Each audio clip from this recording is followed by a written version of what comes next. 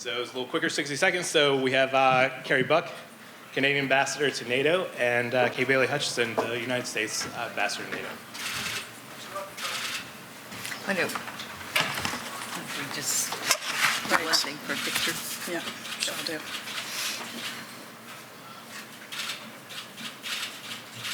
Thank you. Thanks, ma'am. Ambassador Buck, would you like to Okay. kick us off? Thank you.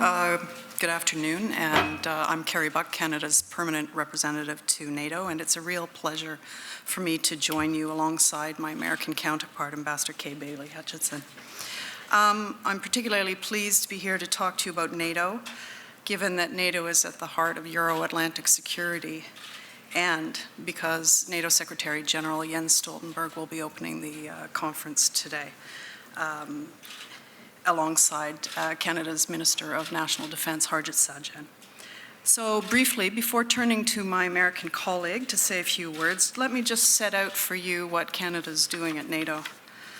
As Canada's Minister of Foreign Affairs, Chrystia Freeland, said in her statement to Parliament in June, NATO is at the centre of Canada's international policy and Canada's international engagement.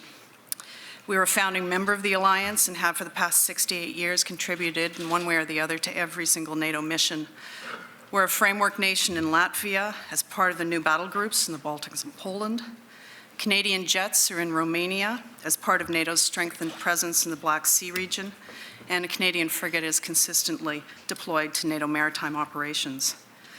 Canada also contributes significantly to projecting stability beyond NATO's borders through our training and our assistance to Ukraine, through our participation in the coalition to counter Daesh.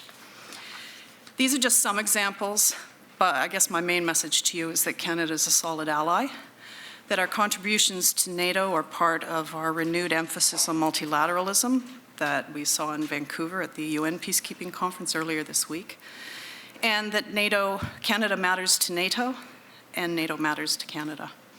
For the past 68 years, the purpose of NATO has remained the same, to preserve peace.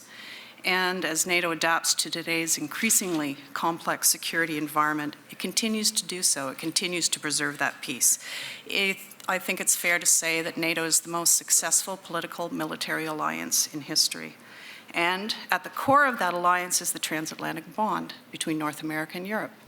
And with that, I will turn to my colleague, the other half of the North American NATO alliance. Okay.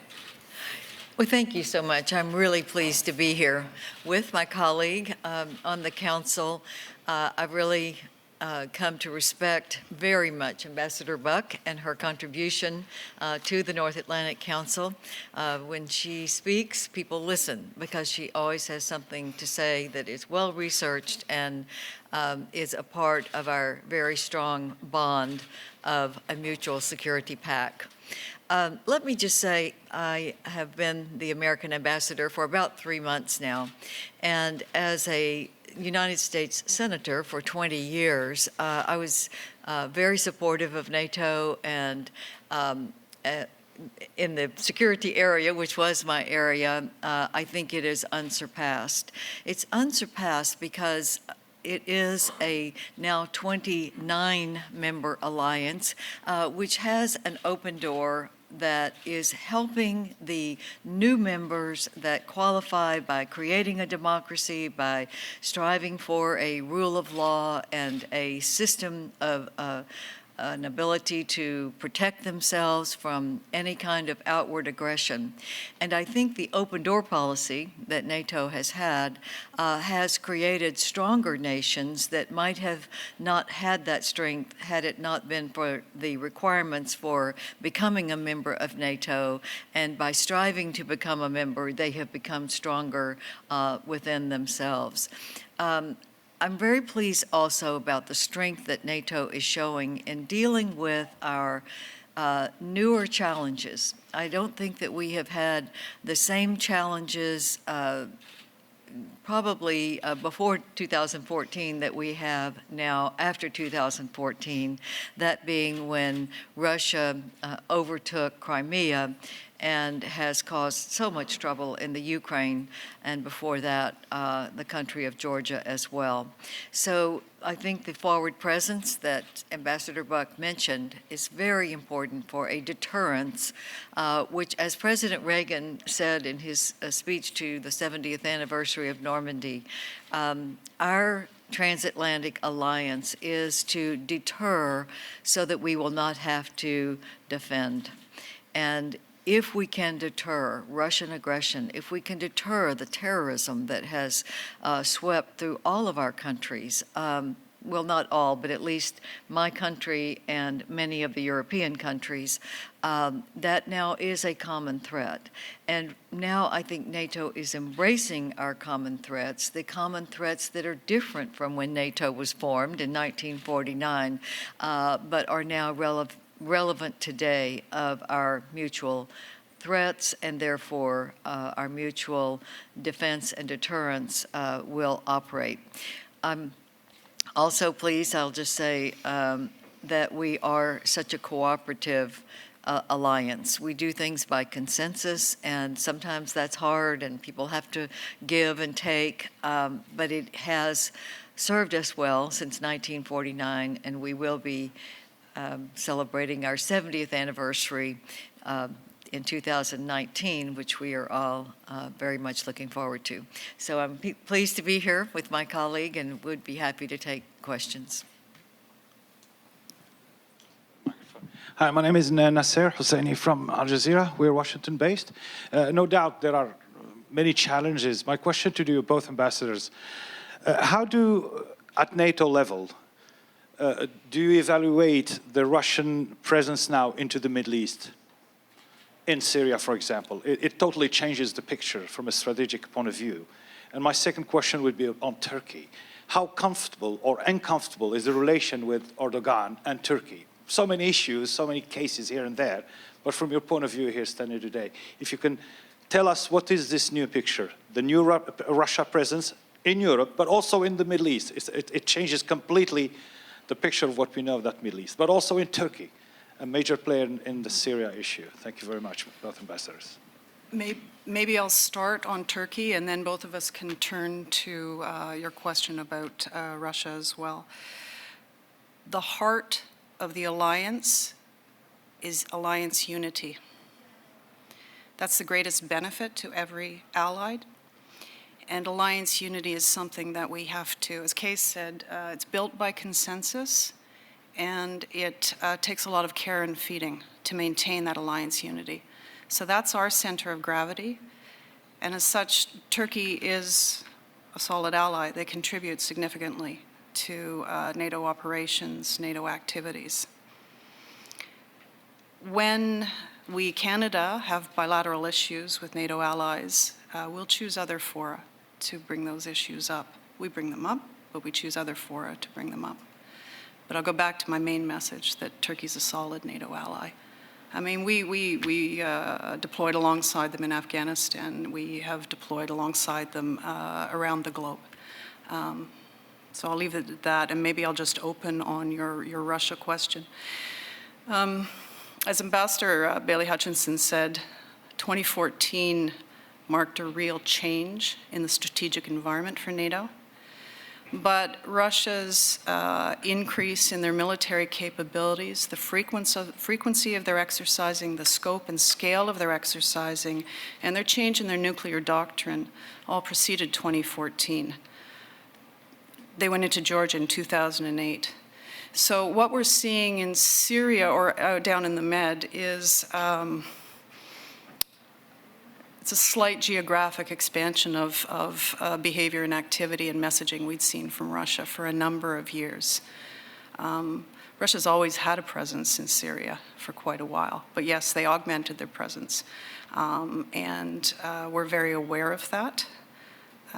We have raised it with Russia in bilateral channels and in NATO-Russia Council. And we've also raised in the NATO-Russia Council the need to ensure that we de-escalate and avoid the risk of incident as there's increased military activity from Russia close to NATO's borders. Let me just say, first on Turkey, all of our countries are sovereign nations, and each of them have their own domestic issues, and we even may have disagreements about some of our different countries' domestic issues and their handling. But NATO is a very strong ally, has always been a strong ally, is one of the 4 framework nations in Afghanistan, carrying a heavy load, and we are most certainly an alliance that functions together on our mutual threats. On Russia, I would say that I am most concerned about the uptick in Russia's malign activities. Certainly in Syria, he is propping up a dictator that has used chemical weapons on his own people. And we saw dying and dead children from those attacks. And for Russia to be standing behind him is unthinkable and of great concern to our alliance as well as to certainly my country. And then the activities that they have been doing, especially since 2014, in a very direct way, not only taking over the Crimea illegally and continuing to cause much tension in the eastern Ukraine, but also what they're doing in different countries with cyber terrorism and hybrid warfare.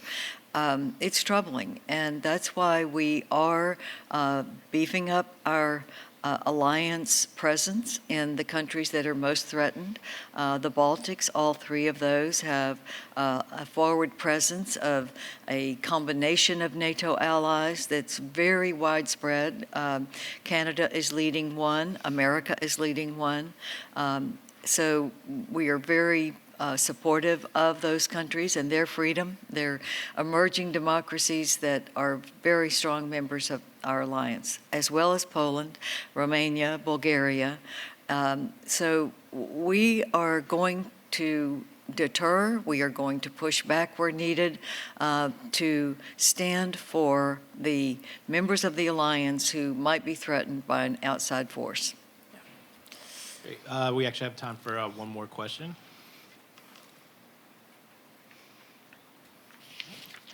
All right, well, that concludes our press conference. Thank you very much, ambassadors. Follow-up? Sure, but is there anyone else who would like to ask a question? I mean, That's fine if yes, you don't. I mean, surely. Hi, Ambassador Pamela Brown, Fox News. Specifically, I was curious about the threat, going back to the Baltic states. How are you reaching out? Any specifics you can share with us on facing this morphing threat with that region which is so changed since 1949? Thank you.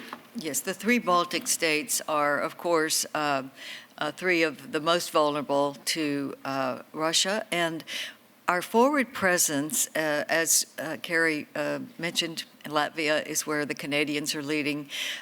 We are in Poland especially, so that's Poland plus the Baltics. We have really put a major effort into these forward presence forces. They are combined NATO forces, and they do constant training to be able to react to any kind of warfare, hybrid warfare, cyber warfare, any kind of conventional warfare or invasion would be met with complete resistance, absolute deterrence. And I think our deterrence effort has shown Russia that we are very serious as an alliance to protect against any further encroachment such as what happened with Crimea in 2014.